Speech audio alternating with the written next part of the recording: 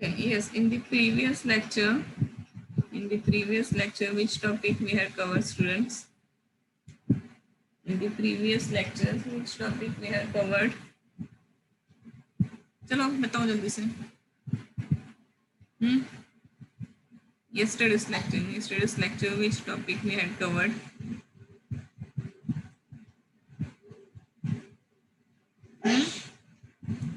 Class, ma'am. Yes, types of classes. Okay, types of classes, and then assembly.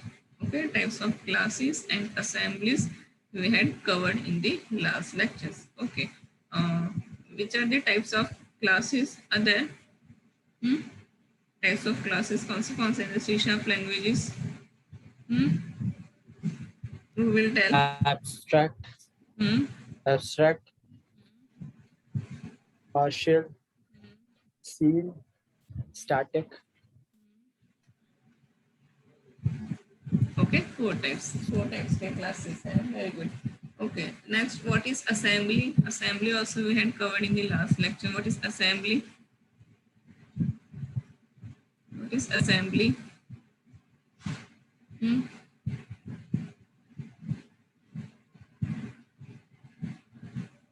What is assembly, students?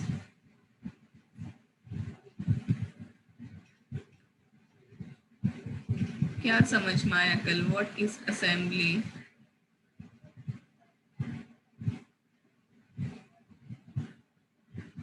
याद है किसी को? अगर नहीं है तो बोलो मैम नो आइडिया, नहीं याद है, आप अगेन एक्सप्लेन करो. उतना बोल सकते हो कि नहीं? स्टूडेंट्स याद है? नहीं याद है. शायद आपको नहीं. ठीक है. What is assembly? Okay, what is assembly? The assembly is a one type of file. Okay, what is assembly? Assembly is a one type of file which is generated automatically. Okay, वो automatically generate होगा. जैसे हमारा word file है, excel file है, वैसे it is a one type of file. Okay, or executable file you can say, or dynamic link library you can say. Okay, which is generated automatically by the compiler. ठीक है, वो automatically generate करेगा, होगा. Who will generate?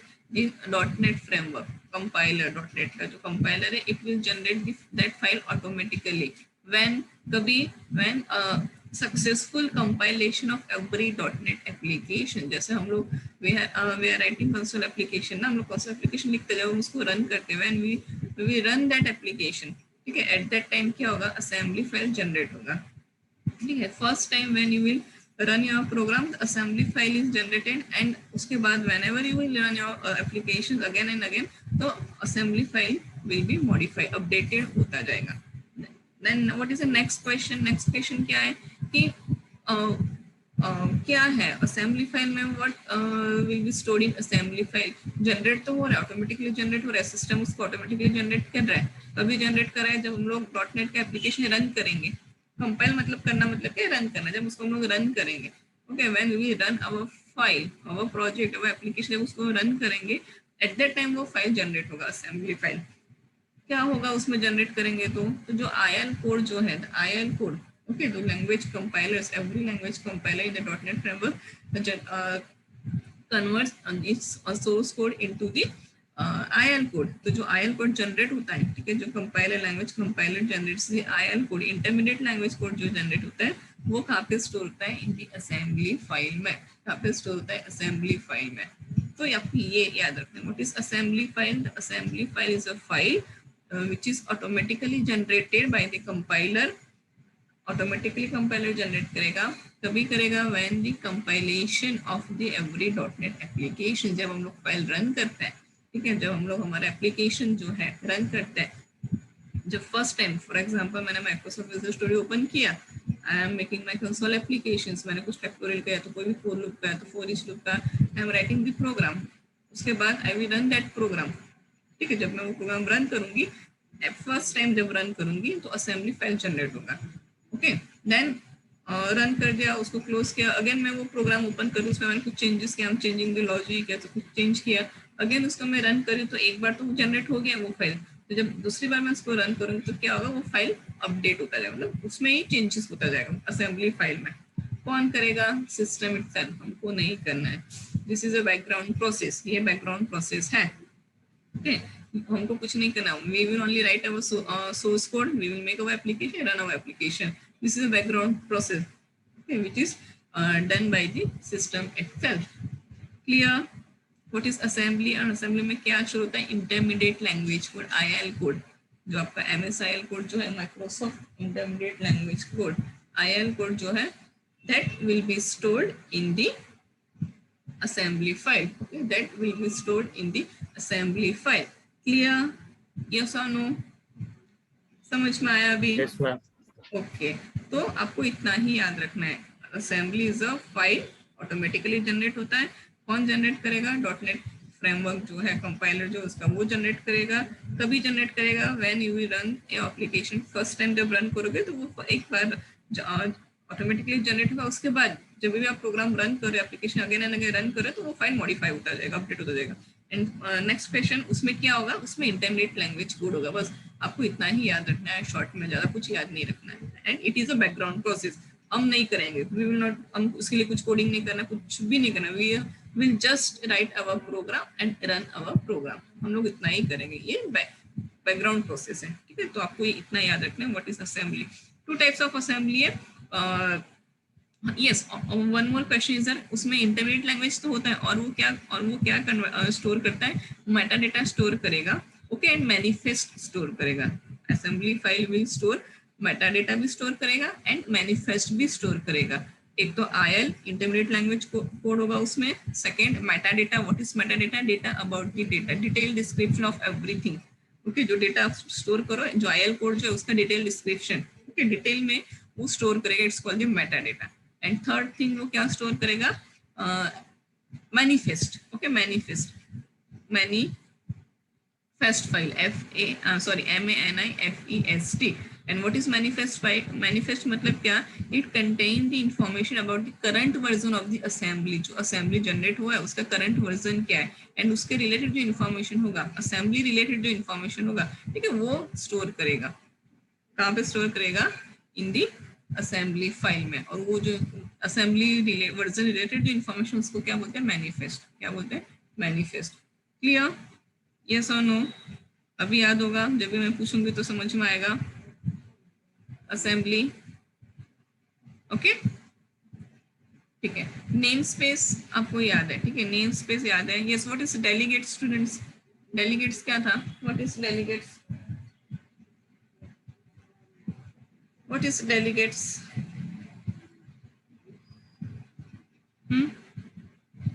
चलो बताओ जल्दी, what is delegate, delegates क्या है। All are the new concepts, आपको जैसे मैंने क्वेश्चन पूछा दिमाग में आना चाहिए कि yes, this is delegates, this is name space, this is assembly, ये IL कोड है। जैसे क्वेश्चन पूछा वैसे तुरंत मुझे आंसर चाहिए। बताओ what is delegate. used to call matters. Yes, okay. Delegate function is used to call the methods. Okay, कौन सा methods? कि जो methods का parameter list and data types match करेगा with the delegates के साथ. Okay, so delegates is used to reference or is used to call the different methods in the program. Okay, उसके लिए what we have done, क्या क्या तो उसके लिए हम लोग पहले we have declared the delegates. हमने ऊपर names के header file के बाद हमने delegates declare किया. Okay. उसके बाद जो हमने नीचे मेथड्स बनाए थे वो मेथड्स को हमने थ्रू डेलीगेट्स थ्रू कॉल किया। तो हमने डेलीगेट्स कैसे कॉल करना है, इन दी मेन मेथड में we have to create the object of the delegates method. हमको क्या करना है, डेलीगेट्स मेथड जो है, सॉरी डेलीगेट्स जो बनाया था वो डेलीगेट्स का हमको क्या करना है, we have to create the object and वो ऑब्जेक्ट में क्या पास करना है, मेथड्स नेम पास करना है। एंड जब मेथड कॉल करना होगा तो हम लोग क्या करेंगे, जस्ट डेलीगेट्स का नाम लिखेंगे। याद आया किसी को, यस और नो, याद आ रहा है? We have already covered in the previous lectures delegate with example के साथ मैंने आपको explain किया था। तो आपको ऐसे याद रखना है what is delegate क्या है, उसको कहाँ पे declare करते हो। First of all, what is delegate, what is the use of delegate, how to declare the delegates, function को कैसे कॉल करना है। तो जो पूरा methods जो है आपको step by step दिमाग में सेट करके रखना है, रट्टा नहीं मारना है। ओके, प्लीज रट्टा मत मारो, रट्टा मारोगे तो नहीं होगा, समझ के याद रखो. Okay, yes. Now next is method overloading. Now next concept is method overloading. Creating more than one method or a function. Okay, method or a function. Function overloading आप लोग बोलते थे C sharp में, सॉरी C++ में and जावा में. अभी यहाँ पे वर्ड क्या यूज करें, मेथड में. Creating more than one method or function that has the same name but different signatures or parameters in the same class is called method overloading. उसको क्या बोलते हैं, method overloading बोलते हैं. Creating more than one method or function, okay, that has the same name but different signatures or parameters in the same class is called as method overloading.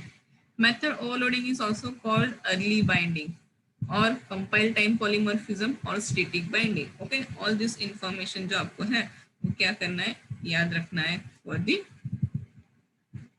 MCQ exams के लिए. ठीक है, कि method overloading, what is method overloading. Method overloading is also क्या है वो आपको पता है. उसको हम लोग early binding also we can say, compile time polymorphism also we can say, और स्टैटिक बाइंडिंग उसको हम लोग बोल सकते हैं. ठीक है, the compilers automatically calls the required method और the function by checking number of parameters and that type which are passed into that method. Okay, if the number of parameters and the type does not match by any method or method signature, then it will give the compile time error. Okay, अगर match नहीं कर रहा है तो error करे generate करेगा. We can achieve method overloading by changing the number of parameters used or by using different types of parameters or by changing the order of parameters. ठीक है, ये all are the common things. ये सब आपको पता है. Method overloading, function overloading. ठीक है, you already done these programs. Clear? We can achieve method overloading by changing the number of parameters used or by using different types of parameters or by changing the order of parameters. इसमें कुछ explain करने की जरूरत नहीं. You know what is method overloading. What is confusion नहीं रखना कि what is overloading and overriding. Okay? Overloading मतलब क्या? Same name but different signature. Same name and same signature. That उसको हम लोग क्या बोलेंगे, ओवरराइडिंग. एंड ओवरलोडिंग मतलब क्या, same name and different signature. Okay, एक सिंपल सा प्रोग्राम यहाँ पे दिया हुआ है. Okay, in the console application में दिया है. Class, one class is there, the method is defined, public integer add method is there. Okay, method name add है, two parameters are passing here, x and y, which तो logic किया है. And the second method is also add है, three parameters are there. Okay, then third is add method. ठीक है, float type का है, two parameters are passing हुए, ये दिया हुआ है. Then object here we are creating the object of calculator class को object create किया है, and then through that object we are calling the methods. हम लोग क्या करें, methods call करें. क्या था definition, same parameter same method name. Okay, method name जो है that सेम होगा बट सिग्नेचर अलग अलग होगा. तो here we are defining 4 methods, add but सबका पैरामीटर से दैट इज डिफरेंट. ओके, तो ये आपका हो जाएगा method overloading, methods overloading. Okay, कुछ एक्सप्लेन करने जैसा नहीं है because you know already. Method overriding, creating a method in the derived class with the same signature as a method in the base class is called method overriding. Or method overriding means having two methods with the same name and same signature. One method in the base class and the other method is in the derived class. Clear? Key points है, method overriding is also called as runtime polymorphism. जो method overriding था वो static हमने उसको बोला. ठीक है, early binding बोला, तो इस यहाँ पे सब opposite है उसका. runtime polymorphism उसको बोलेंगे. Then dynamic polymorphism also we can say, और लेट बाइंडिंग भी हम लोग बोल सकते हैं. तो ये याद रखना है. ठीक है, आपको this all things you have to remember for your MCQ. ठीक है, एमसीक्यू के लिए आपको ये सारी चीजें याद रखना है, नोट डाउन करते जाओ.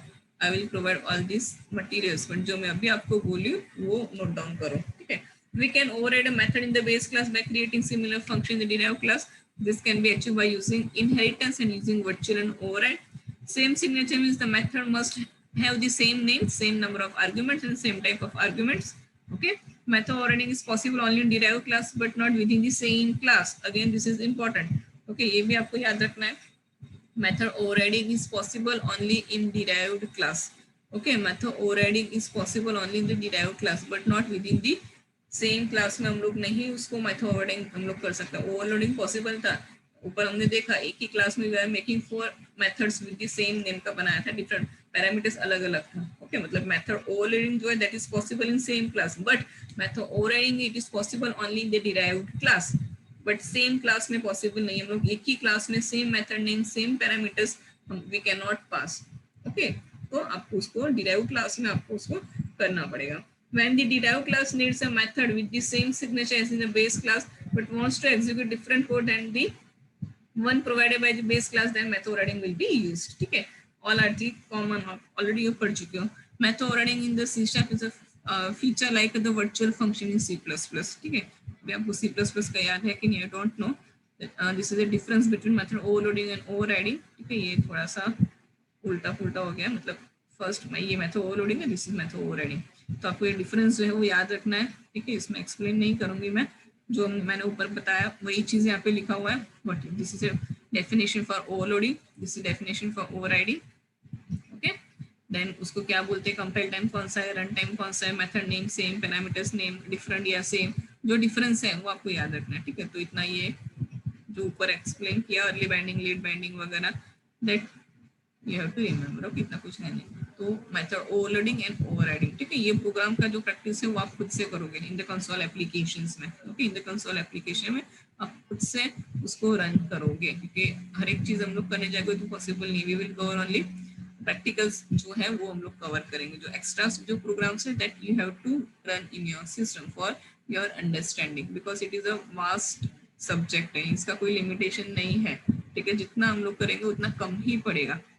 तो वो आपको एक रन करके घर पे देखना है। ठीक है, अगर लैब में होते तो वी विल डू प्रैक्टिस के लिए हम लोग करते।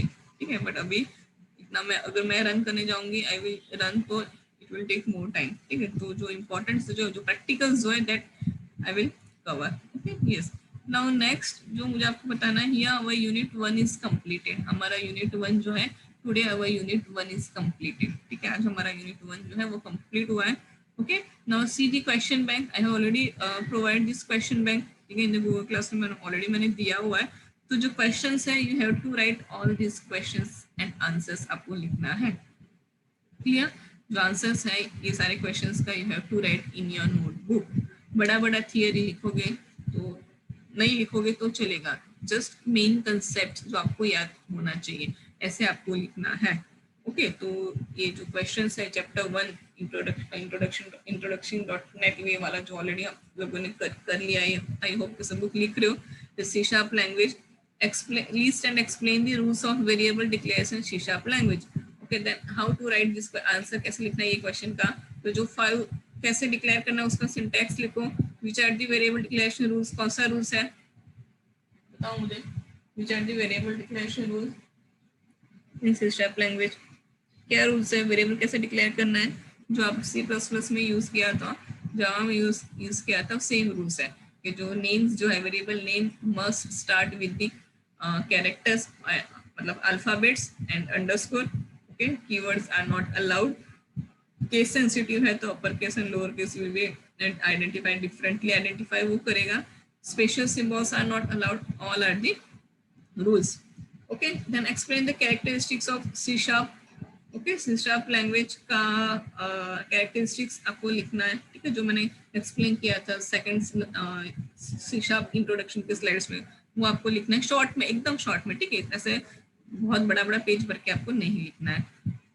State the application you can right with C# के साथ आप कौन सा एप्लीकेशन यू कैन क्रिएट, तो जो टाइप्स ऑफ एप्लीकेशन हमने देखा .NET फ्रेमवर्क वो all application you can write in this questions में आप लिख सकते हो। ठीक है, explain compiling and execution of C# program, this also you can write in on your words में आप उसको लिख सकते हो। ओके उसको रन कैसे करना है, एग्जीक्यूट कैसे हो रहा है, कहाँ पे उसको लिखोगे। ठीक है, हाउ टू सेव, ये सारा जो स्टेप्स मैंने आपको प्रैक्टिकली बताया आपको वो नोट डाउन करना है। ठीक है, नोटबुक में। Then difference between write and write line, ये जस्ट हमने लास्ट लेक्चर में कवर किया। ओके एक लाइन में डिफरेंस लिखोगे या तो एग्जांपल थ्रू बताओगे तो भी चलेगा। व्हाट इज द डिफरेंस, क्या डिफरेंस है राइट एंड राइट लाइन में, बताओ मुझे, what is the difference write and write line. Line एक लाइन स्किप करता है और राइट स्किप नहीं करता, मतलब वही सेम लाइन में आउटपुट प्रिंट करता। Yes, okay, very good. ठीक है, तो ये आपको जस्ट ऐसे ही लिखना है।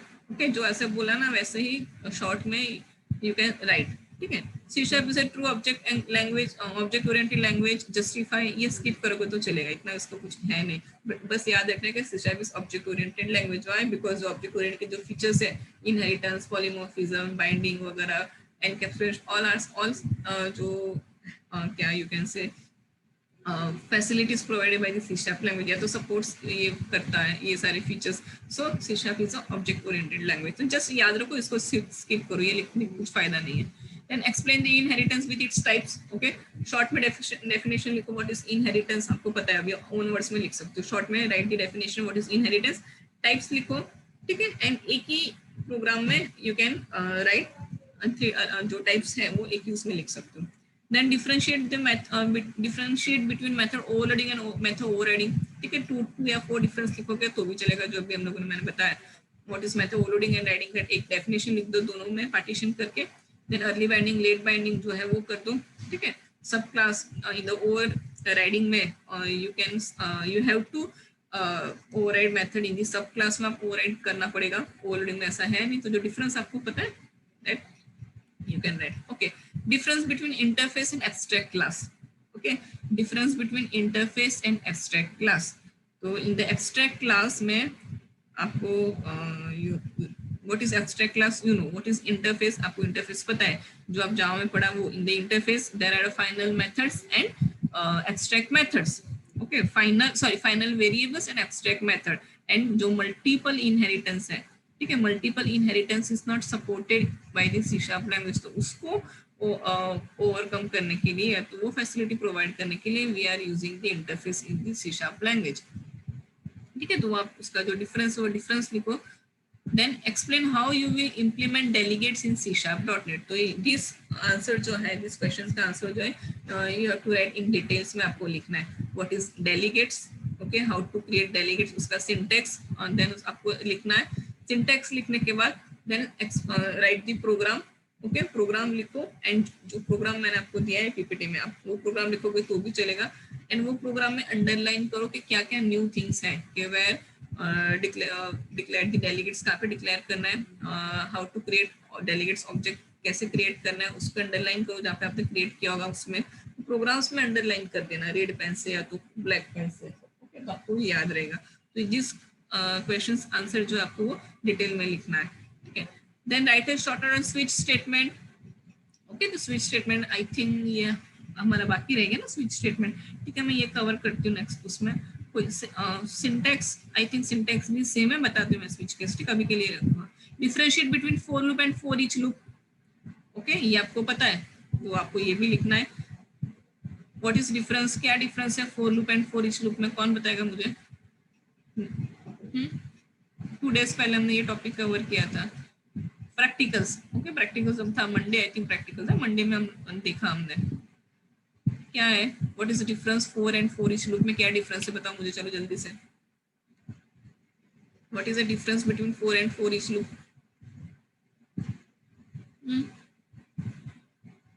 What is the difference between for and for loop and for each loop?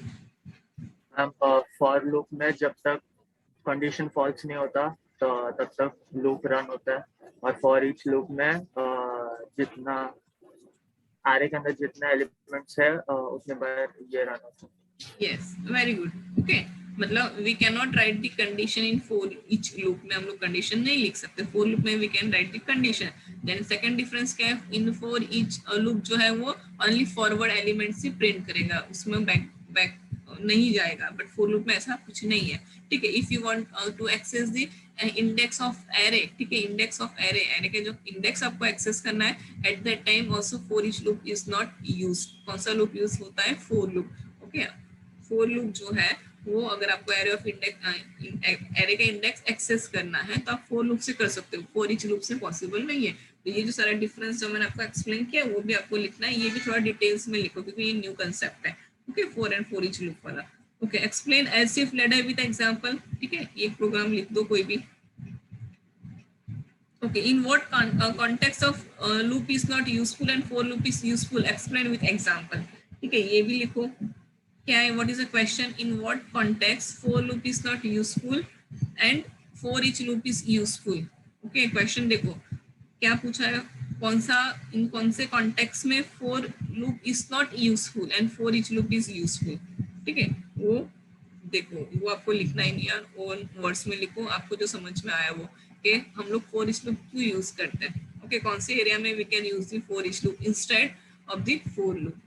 Okay, for loop की जगह पे हम लोग फॉर ईच लूप कभी कहाँ यूज कर सकते हैं, तो वो आपको लिखना है। Clear? And the next last question is what is the difference between continue and break statement. Continue and break statement में क्या डिफरेंस है वो आपको लिखना है। ओके, ये भी हम लोगों ने कवर किया था। Okay, continue and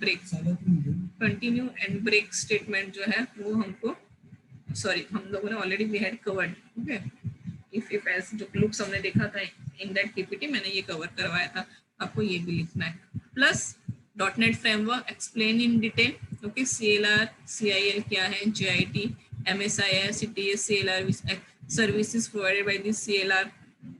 Okay, what is managed code, unmanaged code, ये this question also we had covered. Okay, what is garbage collection, how it works in .NET, ये थोड़ा लिखो, ये भी लिखो, रिसर्च करके लिखो।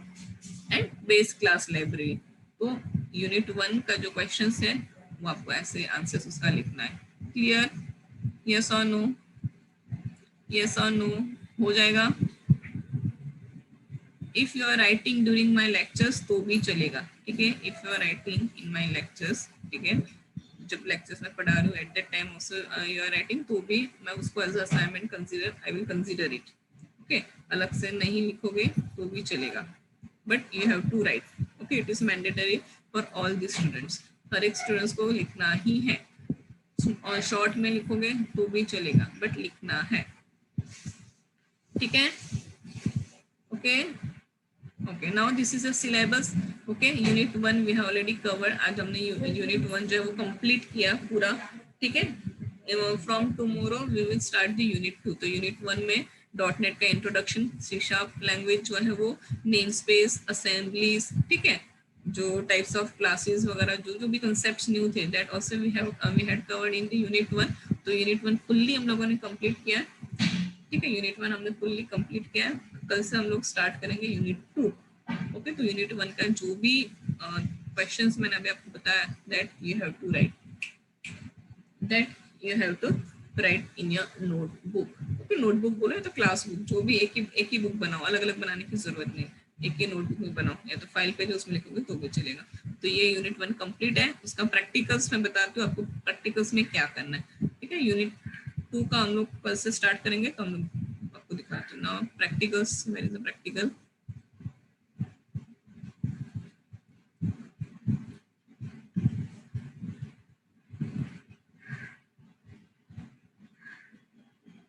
एक मिनट ना, ओके, ये है। ठीक है, yes, please students note down. Okay, note down करके रखिए आपको कौन से प्रोग्राम्स करना है।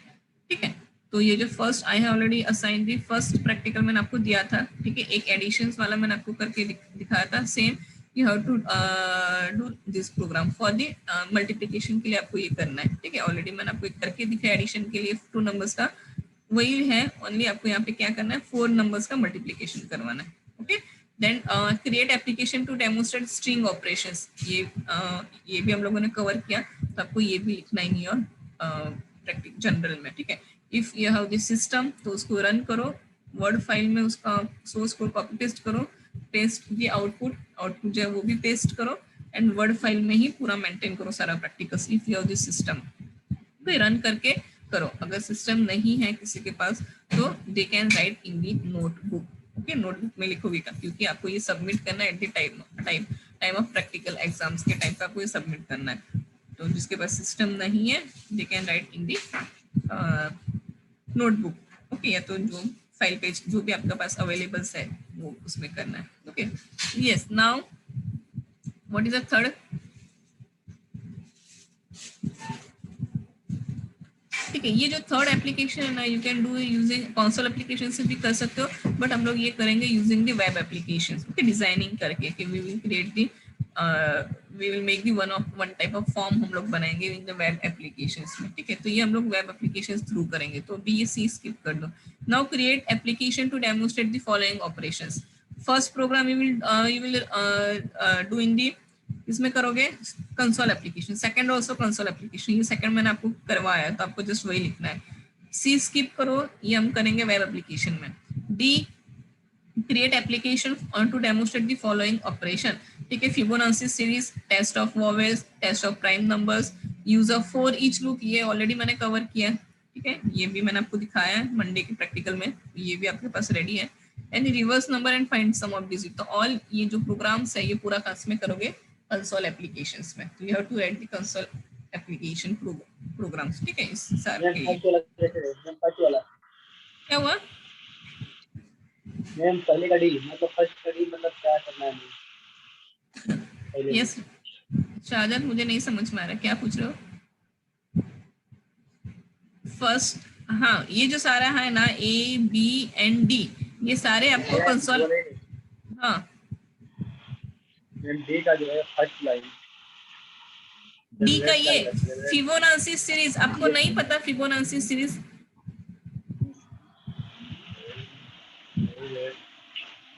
ये स्टूडेंट्स फिबोनाची सीरीज का प्रोग्राम्स आप लोगों ने नहीं किया है?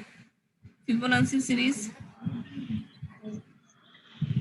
आपने किया होगा ना, सी प्लस प्लस सारे उसमें, ये vowels, Fibonacci series, prime numbers, reverse a number and find sum of digit of numbers, ये सारे प्रोग्राम्स आई थिंक आप लोगों ने किया हुआ है, यस और नो? Yes ma'am. हाँ, तो लॉजिक सेम है, okay, logic will be same, logic change नहीं होगा। ओनली कंसोल एप्लीकेशन में जो सिंटैक्स है प्रिंट करने के लिए, स्कैन करवाने के लिए, दैट इज डिफरेंट, ओके। बाकी जो आपका लॉजिक जो है वो लॉजिक सेम रहेगा। वॉवेल्स के लिए है test for vowels that you can do with the switch case, तो स्विच केस से करोगे तो इस स्विच केस में आपको कल कवर करवाती हूँ, okay. I will show this, एक स्मॉल प्रोग्राम दिखाती हूँ स्विच केस का।